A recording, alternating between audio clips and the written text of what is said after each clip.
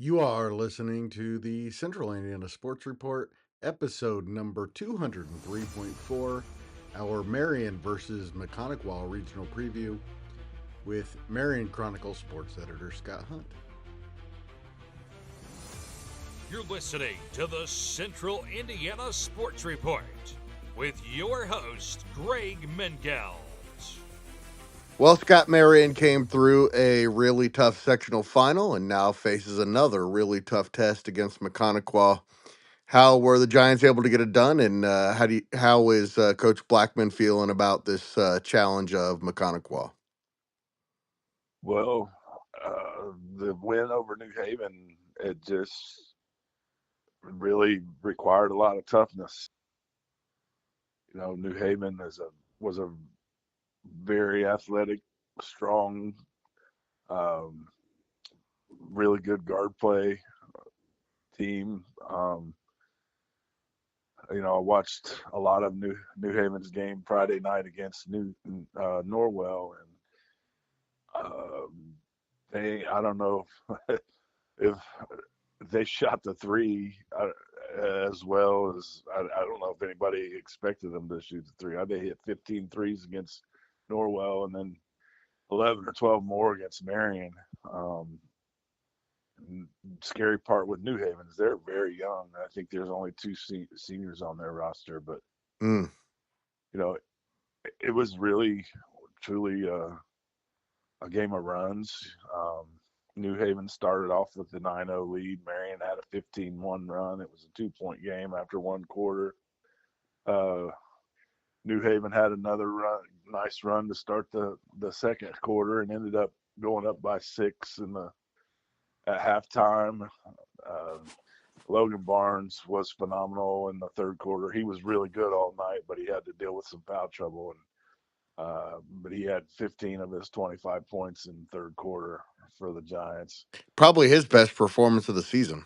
It was one off his career high, which he had against Eastbrook um, as a freshman while he was at Mississinawa. And yeah, Oh, for sure, it was his best offensive game this year. Logan has impressed me with uh, his defensive tenacity and the way he attacks the boards.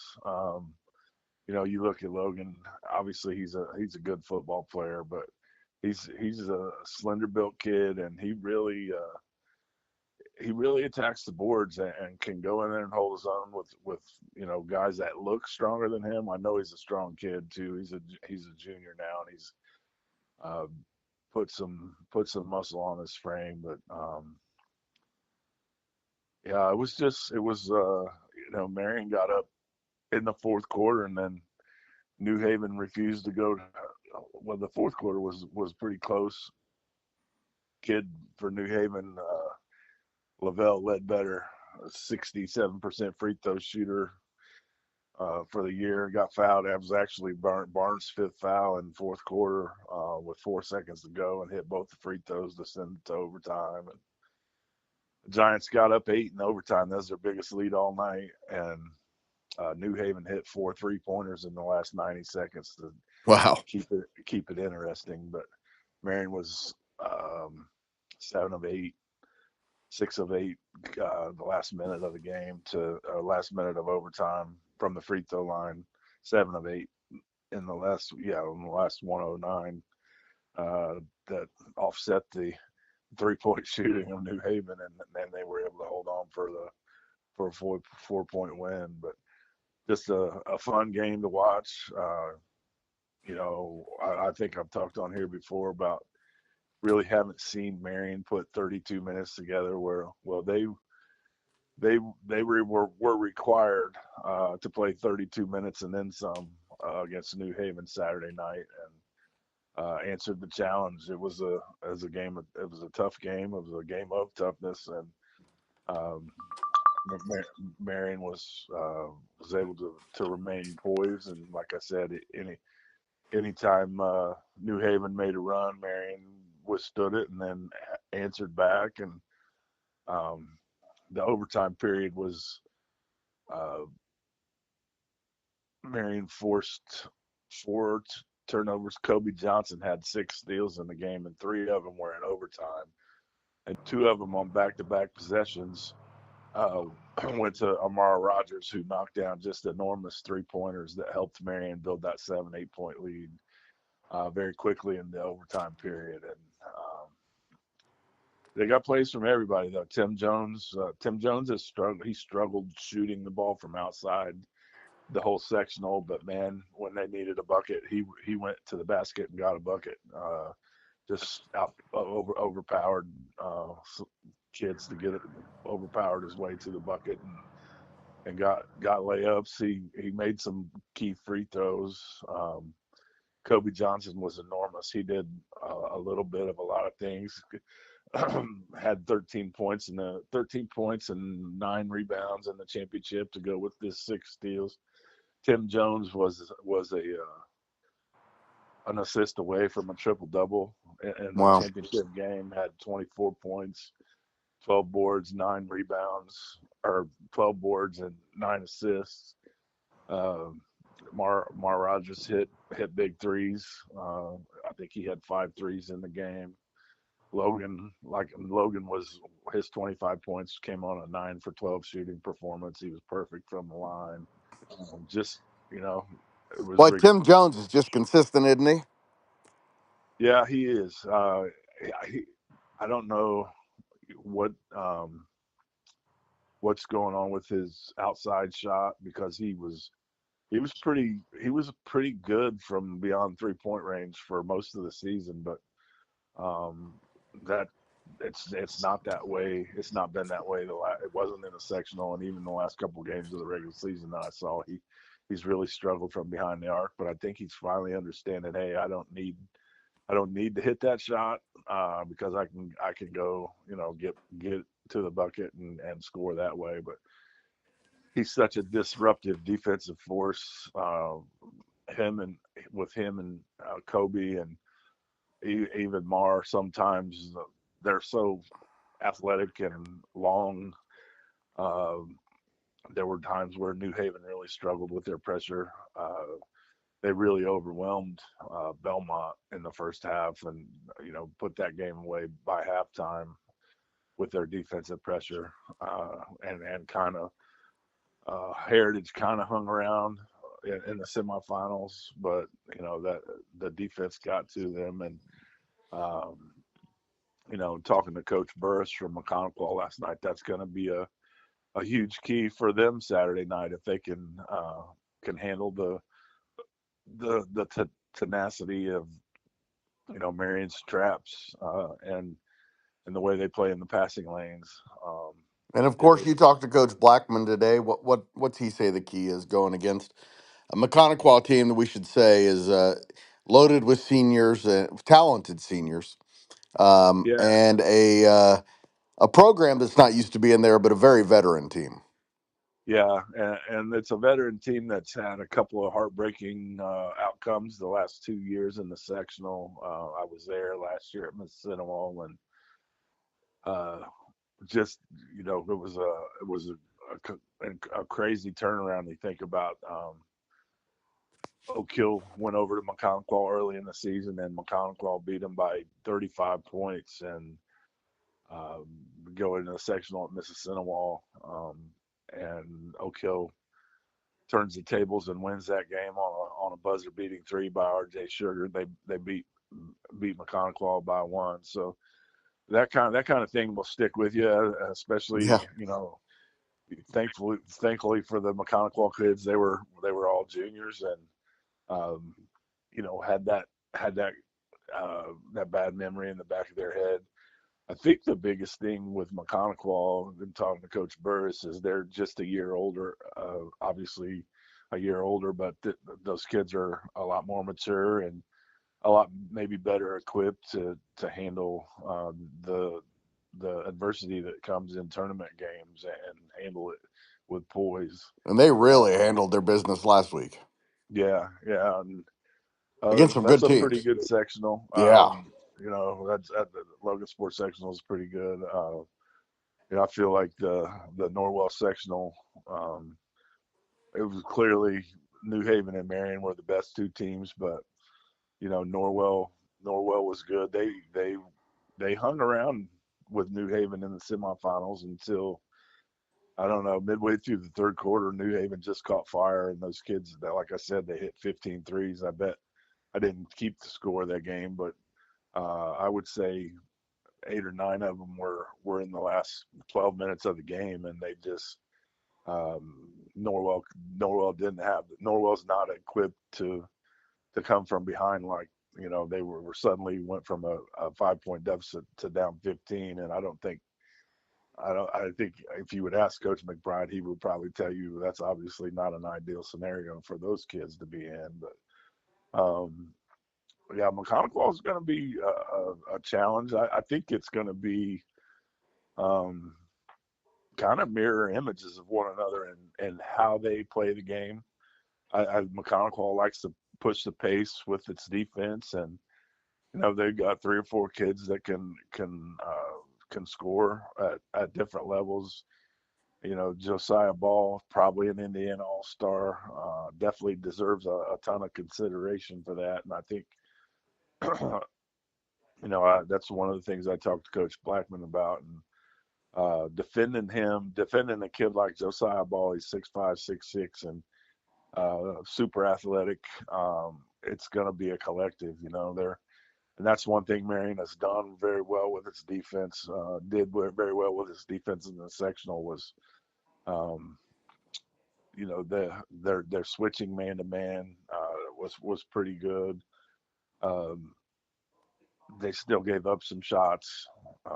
Obviously, New Haven scored 88 points against them, and uh, you know Maconaquah's got that ability too. That's what I talked to. I know you've had Grant Schaus on some of your podcasts here this season, and I sat and did a pregame interview with them before the New Haven Marion game, and one of my final parting comments was this. It's probably going to be the first team to 80 that wins the game, and I'm not sure. And Marion was the first team to 80. They didn't. It Mm. was 76 at the end of regulation, and Marion scored the first 7-2 to start the overtime, and actually it was 11-2 to start the overtime, 11-1. I got my notes here, and that doesn't add up right, but um, 11-3 to start the overtime. So it was a fun game. It was Indiana high school basketball Saturday night during sectional week, and it was fun to be in the gym and see it, and definitely looking forward to Saturday night at Lapel and seeing how the Marion-Maconaquah game will play out. Yeah, should be a packed house. Should be a lot of fun. It's two teams that definitely have a chance to make some noise in the semi-state as well.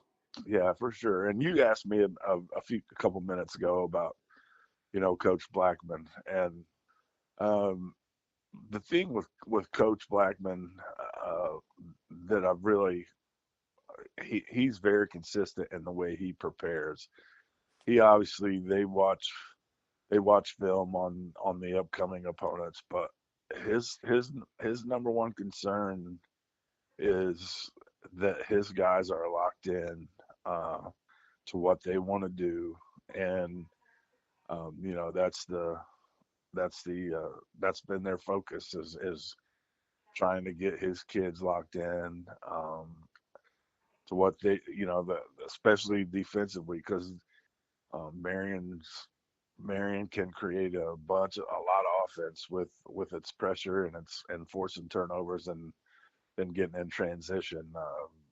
They don't need much time to get from one end of the court to the other, and those if teams going to give them live ball turnovers, they're going to thrive.